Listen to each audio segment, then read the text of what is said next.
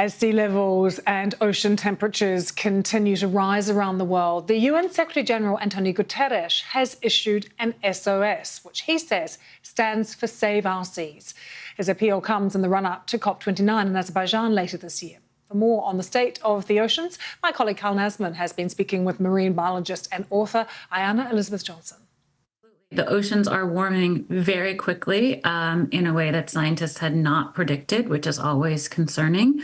And that's because of climate change. The ocean has absorbed over 90% of the heat that's been trapped by all the greenhouse gases we've emitted by burning fuels and chopping down forests. And that is the very definition of unsustainable.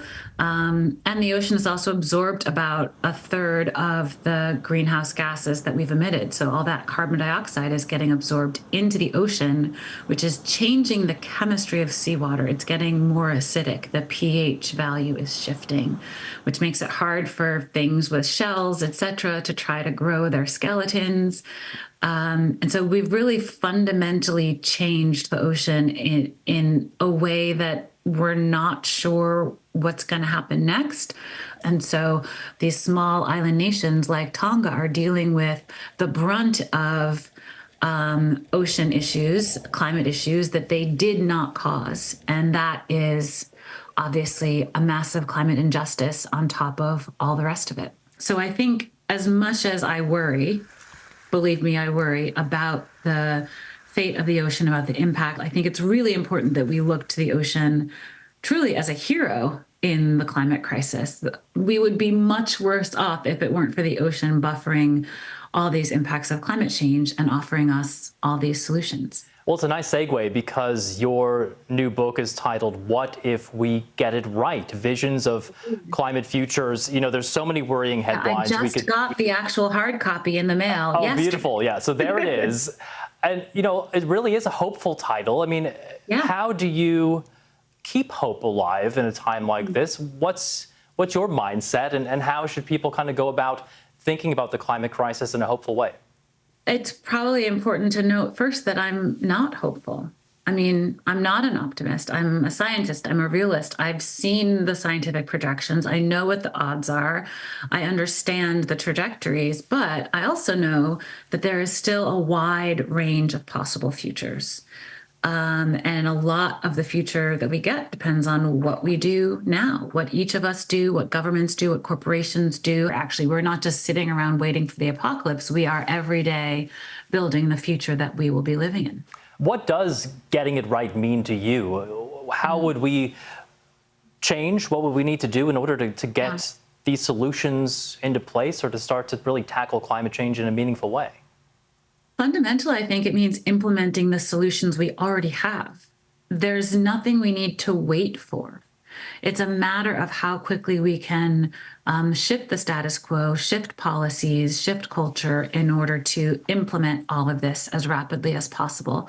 We don't have to wait for fusion energy or anything else. We can just get started right now. And so the thing that I'm trying to offer with this book is really a welcome into climate work for anyone who is concerned but hasn't yet figured out where they fit in, because there's something each of us can do.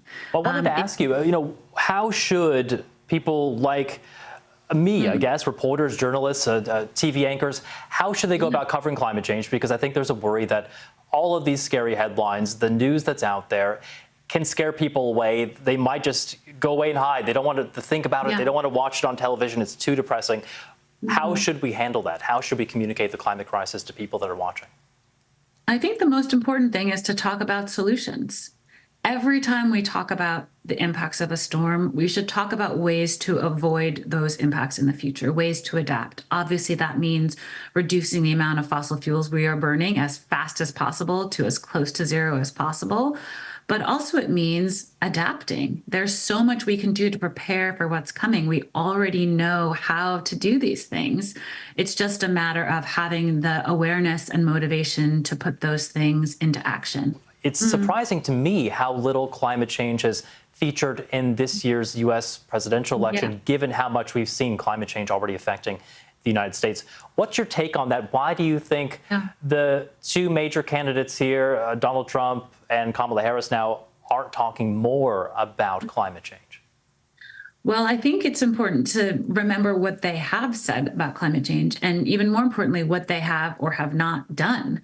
Kamala Harris was the deciding vote on passing the Inflation Reduction Act, which is the largest investment in human history in climate solutions, in infrastructure we need, et cetera. I mean, it's the Biden-Harris administration that set up the American Climate Corps, putting tens of thousands of young people to work on climate solutions, reducing wildfire risk, installing solar panels, restoring wetlands. And I've certainly wanted to hear more from her about exactly what her platform is there and how she would build on that. On the other hand, you have Donald Trump, who literally offered fossil fuel executives that if they gave $1 billion to his presidential campaign, he would legislate on their behalf once he got into office and make sure that they were making windfall profits into the future.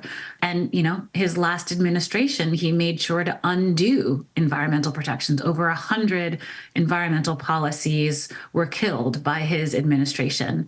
And so that's how stark the differences that we have in terms of a choice here in the US.